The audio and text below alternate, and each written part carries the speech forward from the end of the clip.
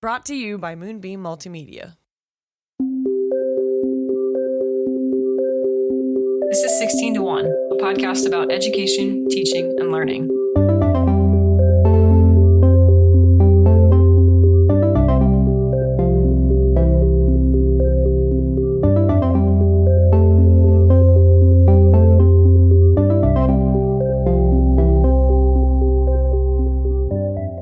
Hello! How have you been? I've been good. How about you? Are your grades done?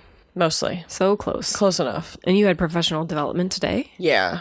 A long slog, maybe? It was. Okay. Lots of meetings. Yeah.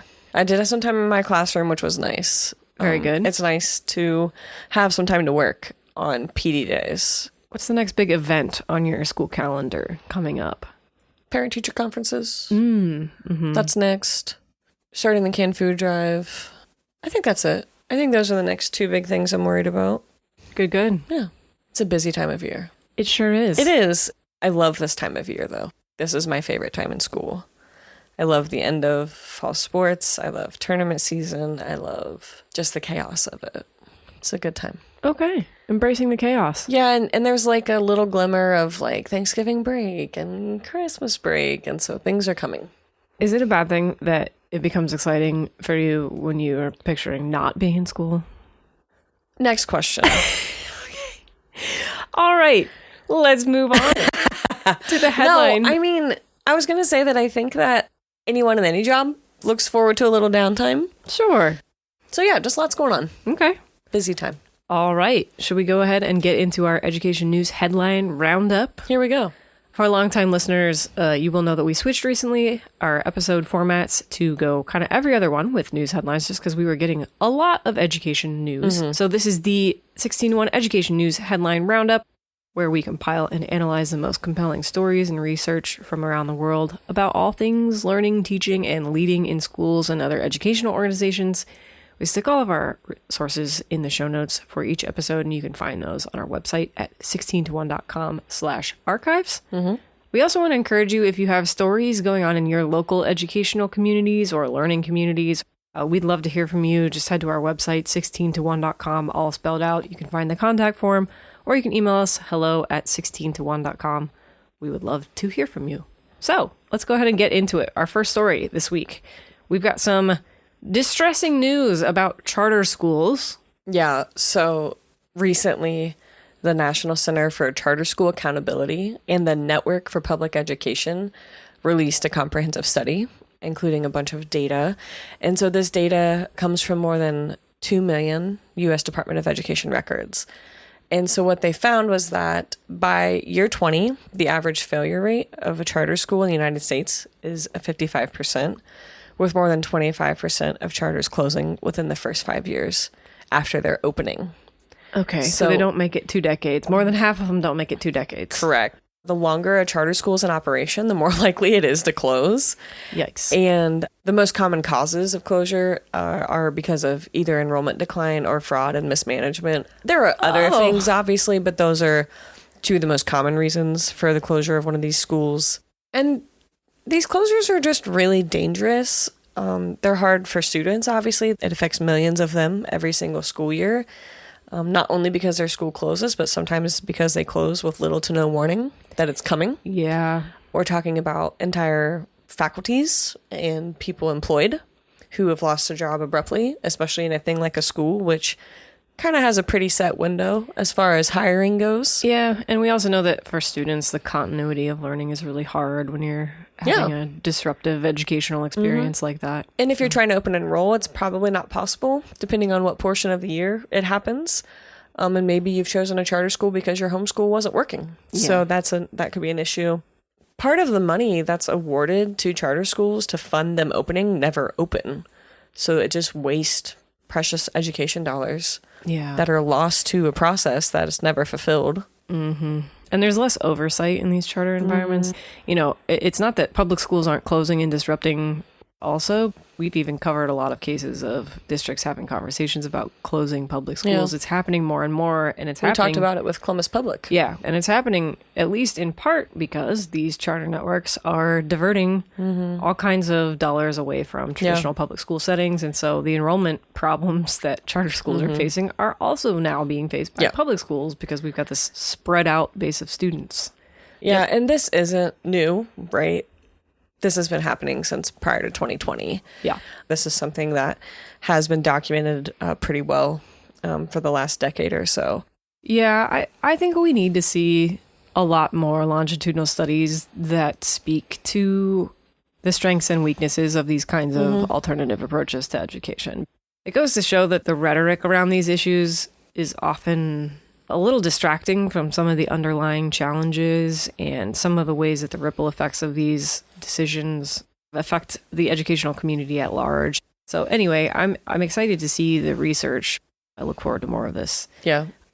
Okay. What you got? Well, our second headline of this week features a recent Wall Street Journal story. It just came out profiling an Ivy Leaguer, Rhodes Scholar, and college admissions consultant named Jamie Beaton, who boasts of acceptance rates for his clients that are 6 and 7 times higher than the general acceptance rate at elite U.S. universities such as Harvard and Yale. Beaton works with children, and the article mentioned kids as young as 11, if you could believe it, to refine their academic and extracurricular profiles for elite college admissions.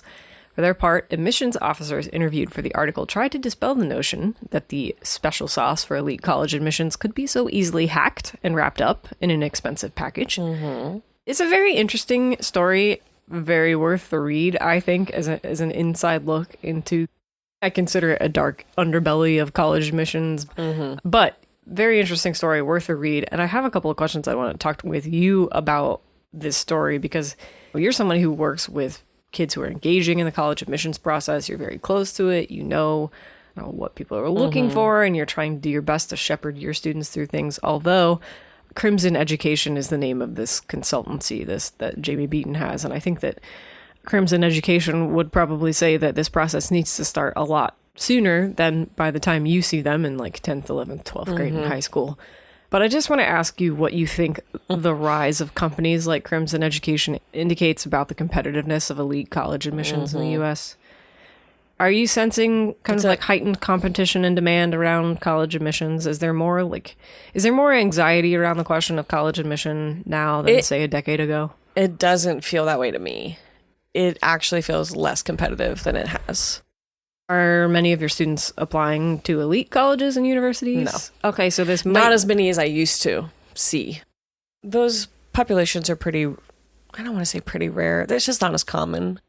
I was kind of reading some of the comments in the comments section on this article, which is always a dumpster fire, as you can imagine, but there were some interesting points being brought up, like, well, isn't this college consultancy probably working with the students who were already going to be in the top cream of the crop kind of elite admissions cycle anyway? I mean, hearing of something like this just it sounds like a different kind of pay to play.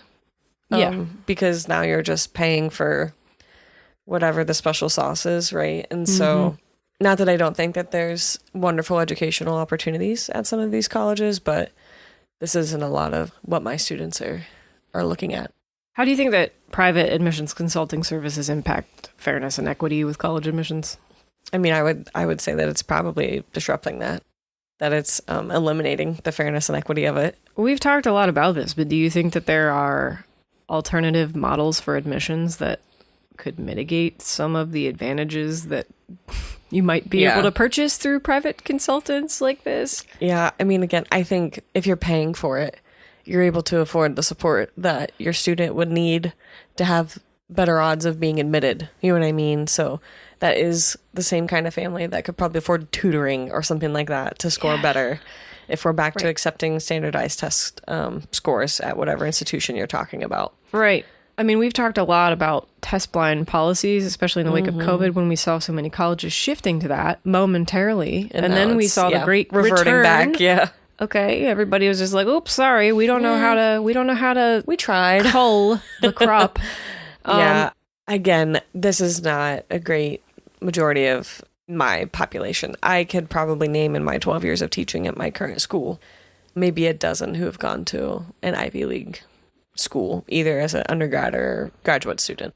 Do you think that it is incumbent upon school counselors, for example, to do more collaboration with colleges to reduce the need for paid admissions counseling? Yeah, I think so. When I was in high school, I gotta be honest, it felt like the admissions process that I was being counseled through was for a kind of bygone era of admissions. Yeah. It felt like it was not designed for the increasingly competitive admissions environment that I was facing. And it felt like it was for schools, it was designed around schools that I wasn't interested in attending. Yeah. Okay, so like, for example, one of my current students wants to be a journalist. So they're interested in attending Ohio University because the Scripps College at Ohio University is one of the best journalism programs, right, in our area and in the U.S. So now they're gauging the work, the application, all of this to kind of best suit them for that process. I've seen the same thing with students trying to get into the business school, like Fisher College of Business, I think it is at Ohio State or something like that.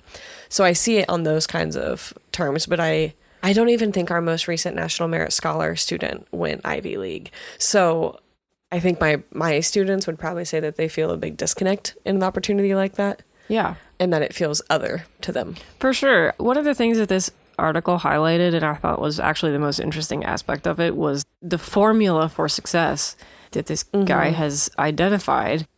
If college admissions are formulaic like this, doesn't it mean that they're not meritocratic? Like, there is no such thing as a meritocracy if...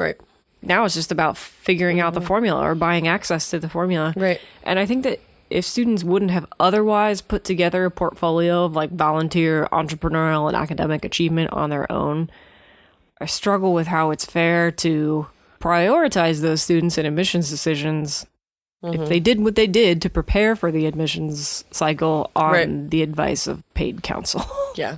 These universities are not so enthused to have their processes described as being kind of hackable in this way. Yeah. They're like, well, you couldn't possibly determine all of the factors that go into the needs of our community. And it's like, yeah, we probably can. Well, maybe they can actually. Yeah. Maybe there is more of a formula than you know. It's disappointing to hear that this person would start coaching someone at 11. That feels predatory. I don't think anyone should be thinking further than their 12th birthday at that age. I want to let children be children. We've talked about that too. Like we're kind of crushing childhoods into like job readiness boxes. And who are these people, right? Like who do they become? Who does this 11-year-old become if not for the most tense 12-year-old and the most tense 13-year-old? And for sure. The only kid in class who, you know what I mean? Like, those are the things who has no friends because they're spending all their time padding their resume. And I just, I had a couple students this year apply for a Coolidge scholarship, which is a full tuition scholarship if they were to receive it, and you apply during your junior year. Both of these students are incredibly bright, and they are going to be fantastic at whatever is next. And a Coolidge scholarship would be incredible for both of them, right? But I spent so much time writing those rec letters because I really wanted to nail them down as people. I wanted Coolidge to know who they were looking at. And those are the type of people that can get lost in these formulas, right? Not that these young people couldn't consider any type of, more prestigious whatever. But that's what bums me out about these types of opportunities for kids, is because I have tons of really great kids who are going to be so successful that would probably make any prestigious, especially Ivy League campus better because they're on it. And they're the kids who have been told to think or have consumed media that tells them that they're other, and then that's too far. That's especially why when it comes to recommendation letters and things like that, like we take those things so seriously because for some of our kids, that might be the only voice they have other than their own that can advocate for them because they can't afford the student his secret sauce. Yep. So anyways. Okay. Sorry, I just kind of bummered all over that. But no, I think it's valuable insight from somebody who's boots on the ground with this stuff.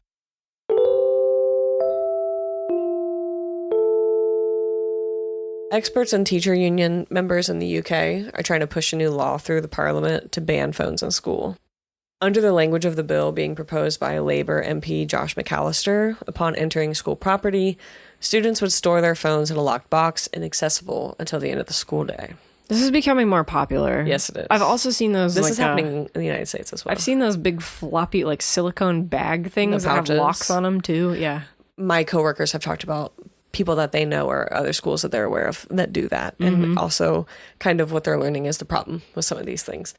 Just one thing off the top of my head. I'm in charge of the yearbook.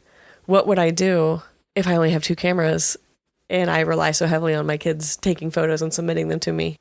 Those are the types of weird things that come by way of locking up phones all day, but it's a totally accessible hurdle. It's just something in the back of my head that I'm like, oh, I'd have to adjust for that. Anyways, okay. So the UK. Many of their schools have already banned smartphones in educational settings after restrictive guidelines were released by the UK Department of Education earlier this year. But there's renewed energy around enshrining distraction-free school norms into national law as educators struggle to address the social and academic challenges brought by smartphones and their distractions. There's an argument with this that suggests that it just being in their pocket isn't enough, and it needs to be physically inaccessible for them to be effective. Totally. Yes. Yes. I don't know why that's even controversial at this point. No, it's not. And a couple weeks ago, Verizon went out at school. My phone was an iPod Touch. It played music. That was it. Do you know how much I got done that day? Devastating. Okay. And we're adults. We have Yes. supposedly fully developed brains. Can you imagine trying to Allegedly. self-regulate if No. you're a teenager with a box that is literally designed to consume hold you? your attention? Yeah. So schools have noticed that by having the phone be physically inaccessible, it's decreased drama-related incidents at school. The food fight. Yes. Starting Yeah. beefing. I wish kids still did locker that. room beefing. Okay. Yes. I think it's more like social media bullying, but also Fair. Sounding a little old, aren't Yeah, I? we're kind of dating ourselves. Got a little. Yeah. That was an old thing to say. Okay. The other thing that was mentioned in one of the articles was that they just noticed the students being more physically active. Yeah. Eton College, which is the most elite boarding school in the UK, they made news over the summer because they announced that phones would be banned starting in September of 2024. Their students are boys ranging in age from 13 to 18. So these students are able to have a simple Nokia phone that allows them to call and text, but no other smart device. Like a brick phone. Okay. Yeah. So we will update the story if it is eventually signed into law. But it does seem that the UK is making some pretty eager strides here. Yeah, it seems like when I was researching a little bit about this, EU countries in general, they seem to be years ahead of the US. There is a growing... period. Oh, yeah. For real. The end. Well, there are a growing number of U.S. schools who are starting to have this conversation, and cell phones are definitely banned in some U.S. schools, but it's not, I would say, a widespread cultural norm to not have phones in schools. And I guess I would also say the other aspect of this that various world governments are trying to address is making it so that, for example, like social media companies and other data-related companies can't sign kids up for services before they're 16. A lot of countries, the sort of digital age of consent is like 13. And a lot of countries are trying to push that up to at least 16. At least 16. So we don't have kids falling into these exploitative technology traps. We've been talking about The Anxious Generation, that book that I read not too long ago, talking about smartphones and its impact on youth generally, but especially in academics. And the argument of the anxious generation is that it has to be community-wide. Yes. And so a school making this decision allows everyone to fall right into this new norm. Or a country. And, I think it's actually really exciting that it could be at a country level, because then you don't have the, well, all of my friends have cell phones, you know. Why can't I? Yeah. This would actually directly support exactly what the anxious generation suggested, which is that it has to be widespread and adopted by many for it to be effective for teens. I mean, and so parents, this would be that. Parents have to buy into it too. Everybody has to kind of buy in and agree to uphold the norm for it to work. Yeah.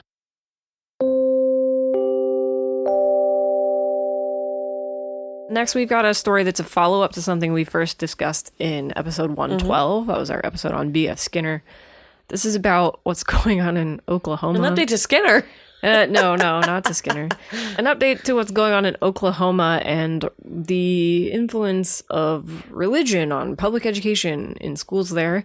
And that's the news is that Oklahoman parents and teachers are suing to stop state-mandated religious programming in public schools and to block Oklahoma's state superintendent, Ryan Walters, from using $3 million in state funds to purchase leather-bound Bibles. Or they have to be leather-bound or something like leather-bound for longevity, apparently. Leather-bound Bibles that contain copies of the U.S. Constitution and the Declaration of Independence. And the Bible? That was part of the mandate, that the Bibles had to contain those documents. That's a three-fer that I wasn't expecting. The lawsuit, filed with the Oklahoma Supreme Court on October 17th, alleges that Oklahoma's Bible education mandate violates religious freedom and favors one religion over another. Which Bible are they printing? Walter's mandate specifies, apparently, a particular Protestant version of the Bible, among other things. Okay. Among the Declaration of Independence and U.S. Constitution being in there. Are the Protestant versions of those as well? Yeah. Okay. So we're going to bring you updates as this lawsuit progresses. When I read the details of this and what Oklahoma is trying to do, it sounds absolutely outlandish to me. The total abandonment of the concept of the separation of church and state and the freedom of religious exercise or freedom from religious exercise. I mean, it sounds like Oklahoma would say that they're not separated. They're in the same book. They're just a different chapter. This is Christian nationalism. That's what this is. Very interested to see how that lawsuit progresses. We'll be keeping a close eye on it. We've also got some stuff going on in Ohio along the same lines. We talked about it last episode with spending public money on the renovation of private religious school facilities. So we're going to be following that case too. But there's a lot going on in this realm, especially in the lead up to the 2024 general election. Last story for the week. Unlike everything else so far. It is. It is. The NLI, the National Letter of Intent, has been eliminated, effective as of October 2024. This letter had been used since 1964 as a way for an athlete to make a public declaration. They'd sign the letter and commit themselves to at least 1 year of athletic participation at said university. So this is the thing where they sit down and wear the hat and the shirt and they sign the thing and say they want to go to... They eat cake. You take photos. It's a press conference usually. Okay. For college athletes is what we're talking about, right? They're leaving high school for competitive college athletes. Okay. Students will no longer sign the National Letter of Intent. Instead, what they'll be doing is signing a financial aid agreement with the university of their choice. So this change comes as a result of the new name, image, and likeness NIL deal of 2021. That's the deal that allows college athletes to be paid for their deals while participating in an NCAA athletic event. So this is why Chipotle can hire your college quarterback to hold a little gift card or whatever. Okay. Part of this new financial aid agreement will likely have a built-in revenue sharing contract where schools will now pay athletes based on whatever factors they've agreed to. This money would be in addition to whatever other deals they might be making with other companies. Many believe that this will change the landscape of the transfer portal, as this will change the offers and ways that schools can support scholarships. Just for the non-athletically literate, what is the transfer portal? A transfer portal is you put your name in the portal when you are trying to leave your current university to be shopped around to another university. Sounds like a dark, magical art, the transfer portal. So if you enter the transfer portal, it notifies your current coaches that you've entered. It's usually big news in the winter for especially college football if you follow it, because that's when they go shopping for all their new players. Many believe that this will cause bigger divisions between wealthier schools and everyone else. That's true. I don't think it's going to make a big change in recruiting on a whole, because if you have a wealthy athletic team, you have one. I think it's not going to change much. I think it's making things that have been implicit in college athletics explicit. I think that's what this is doing. I also think this has recently been in the news because a couple of athletes at a university in Nevada played a few games and then left the team because the financial agreement wasn't handled. Oh yeah, they said that they weren't being paid what their NIL contract said that they could be paid. So this is going to make it safer for an athlete to commit to be at whatever institution to ensure that they get paid what they should. The other interesting portion of this is going to be if now these athletes would fall into the unions at colleges because they're a paid athlete. Interesting. So that's another thing that's kind of in muddying the waters, if you will. I'm sure. And that will come up more as more and more states deal with that. But that's kind of what's happening in the NCAA world.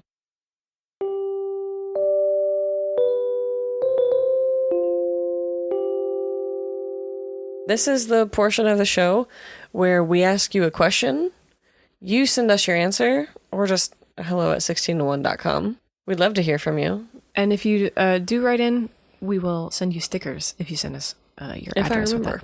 Also, we had one of your mentors wrote in with the answer a couple weeks ago, and it went to our spam email inbox. Yeah, Terry, I will see you soon, and I'll bring you stickers. But she wrote in about Aaron Sorkin. Yes. And the West Wing. And said she appeared on the pod, by the way, in our 100th episode, our AMA. So Terry was thank you, Terry. My mentor. She just retired, and I'm learning to live without her, and it's a rough road without her. Yeah, that's hard. And I did that thing where I thought I had more time than I did, and then the world happens as it happens, and it's not what you expect. I just ripped the Band-Aid off, but in my head, I had a couple more years with her, and so I've been pretty lost without her. So it's one of the hardest parts of probably any job, right? Working with people and losing them. And so I think we probably say daily how much we miss Terry, but Terry wrote in, she's living her best retired life. She sent me a message the other day and said, someday you'll enjoy October. And I was like, okay, that's not nice. I miss you. I love you. I hate you.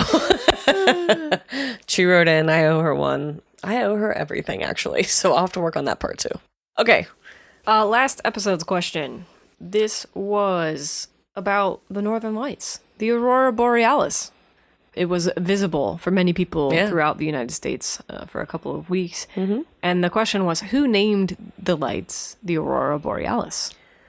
Galileo Galilei.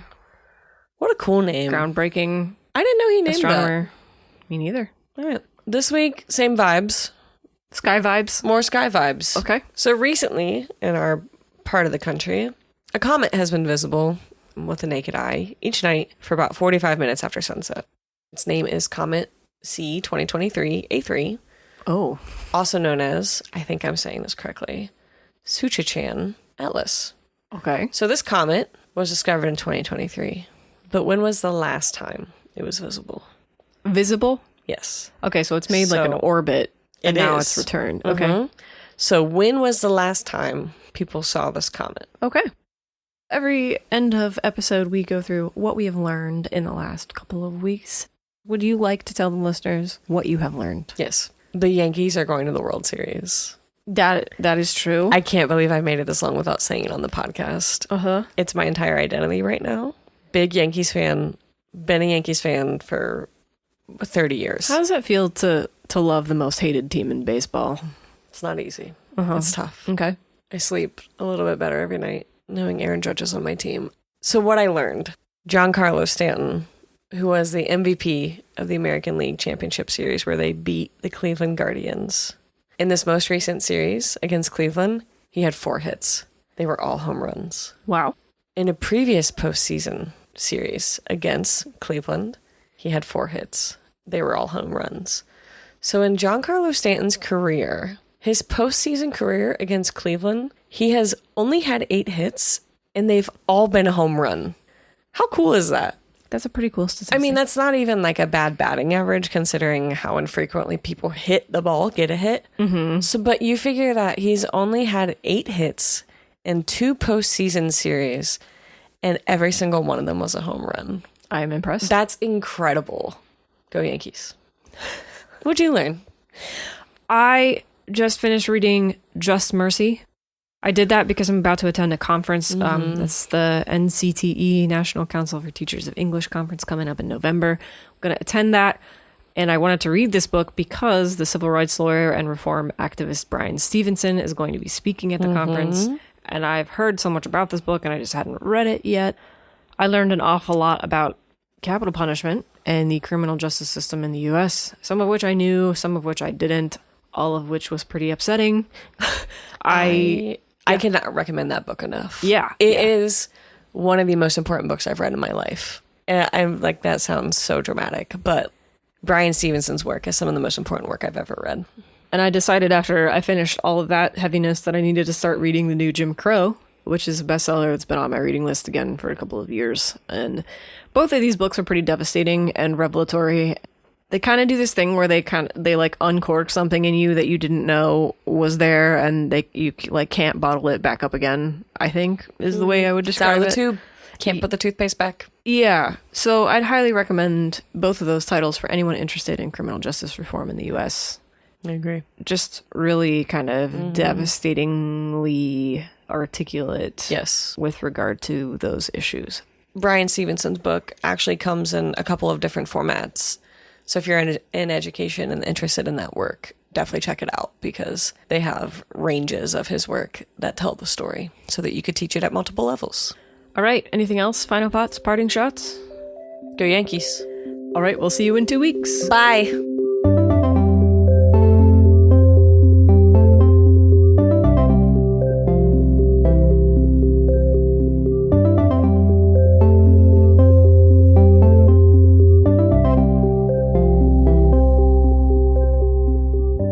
Hey listeners, thanks for supporting 16 to 1. We're your co-hosts. I'm Chelsea Adams. And I'm Katie Day. Find our show notes, archives, and resources, sign up for our newsletter, or get in touch with us via the contact form at 16to1.com, all spelled out. We are so grateful for our listener support. If you enjoyed this episode, please consider subscribing to the show and telling your friends or colleagues about it. The show is edited and produced by you, Chelsea Adams, and you're also responsible for our show's music. And you, Katie Day, serve as lead researcher and social media manager. Thanks again for listening, and we'll catch you next show. Nah, let's keep the Kyle McCord slander.